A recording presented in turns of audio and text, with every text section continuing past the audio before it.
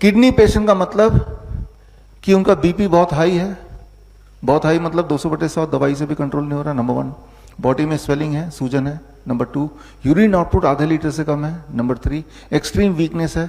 Extreme weakness क्यों? जब पानी बॉडी में जमा हो जाएगा, हार्ट लंग्स ठीक से काम नहीं करेंगे तो कमजोरी आएगी, नंबर 3।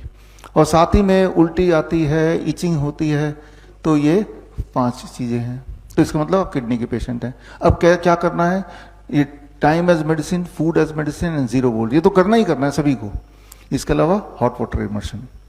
क्यों? क्योंकि 2 किडनी तो काम नहीं कर रही, तो तीसरा किडनी की सहारा लेना है। तीसरा किडनी कौन सा है? Your skin.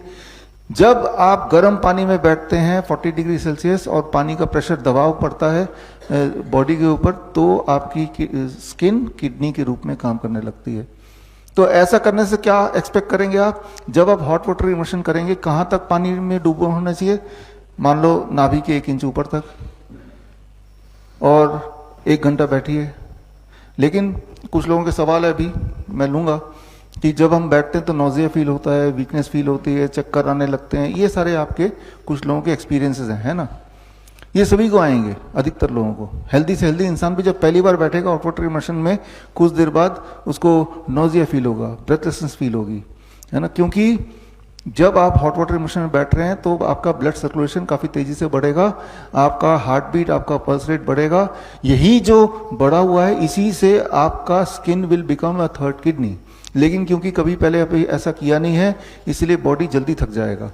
इसीलिए पहली बार जब आप करते हैं तो पानी का लेवल नाभि से थोड़ा ऊपर तक ही हम रखते हैं और आधे घंटे ही बैठने बोलते हैं। आपको तब तक बैठना है जब तक आप कंफर्टेबल हैं। जैसे ही लगता है कि नोजेटिक लग रहा है, कमजोरी लग रही है, चक्कर आ रहे हैं, धीरे से उठ के बाहर आ जाना है। धीरे से क्यों? क्योंकि जब पानी के अंदर है तो आपका ब्लड प्रेशर कम हो जाएगा, ब्लड प्रेशर कम हो जाएगा। तो जब पानी से बाहर आएंगे तो उसके लिए ऐसे बैठे हैं, उठना पड़ेगा ना। जैसे ही उठते हैं हम तो हमारा बॉडी का प्रेशर डिफरेंस चेंज हो जाता है। It is called postural hypotension. ऐसे बैठे हैं, अलग प्रेशर है। खड़े होने के बाद हार्ट को जोर लगाना पड़ेगा ब्लड को और ऊपर तक भेजने के लिए। हार्ट तो अभी यहाँ था, यहाँ आ गया। ये जो डिफरेंस है, तो इसमें हो सकता है कि लड़खड़ा जाएं, आप गिर जाएं। तो सोच समझ के धीरे धीरे पकड़ के फिर बैठ के निकल के सहारे से बाहर जाके बैठ जाओ 2-4 मिनट। अब आपकी बॉडी की रिदम बाहर के हिसाब से हो गई, आउटसाइड एनवायरमेंट, पानी की इनसाइड एनवायरमेंट से आउटसाइड एनवायरमेंट। अगले दिन जब आप करेंगे तो आप देखेंगे कि आधे घंटे की जगह 40 मिनट तक आप सस्टेन कर पा रहे हैं। उसके अगले दिन देखेंगे कि और ज्यादा सस्टेन कर पा रहे हैं। तो इस तरह से धीरे धीरे आपकी कैपेसिटी बढ़ेगी। जैसे जब आप जिम में नए नए जाते हैं तो पहले दिन आप उतना कुछ नहीं कर पाते, लेकिन जब रोज करते हैं तो धीरे धीरे स्टेमिना बढ़ती रहती है, हर दिन बढ़ती है ना। तो आपको क्या करना है? आपके सवाल का जवाब है हॉट वाटर इमर्शन। 1 महीने से लेकर 3 महीना लग सकता है, लेकिन एटलीस्ट डायलिसिस जो लोग कराते हैं, डायलिसिस छूट जाती है उनकी, दवाइयाँ छूट जाती हैं, बीपी नॉर्मल होने लगता है, नॉर्मल हो जाता है, स्वेलिंग गायब हो जाती है, यूरिन आउटपुट बढ़ जाता है ना। और ये तीनों चीज होने का मतलब वीकनेस भी चली जाएगी, इचिंग चली जाएगी, वॉमिटिंग चली जाएगी। इचिंग क्यों होती है? जो चीजें पेशाब के रास्ते जाना चाहिए वो तो जा नहीं पा रहा है, तो स्किन के रास्ते बाहर निकलती है। तो ज्यादा निकलेगा टॉक्सिक स्किन के रास्ते, तो स्किन में इचिंग होगी फिर, है ना। तो किडनी के पेशेंट को अलग से क्या करना है?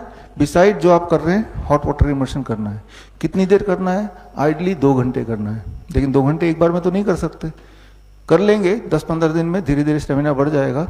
और जब जैसे स्टेमिना बढ़ेगा, पानी का लेवल भी बढ़ाते जाना है। इतने पानी में बड़ी तेजी से काम करता है, लेकिन इतने पानी में पहले दिन बैठेंगे तो आप उतनी देर बैठ नहीं पाएंगे, है ना, क्योंकि पानी का दबाव इतना होता है कि आपको अनकंफर्टेबल लगेगा, है ना। तो इस तरह से करना है आपको।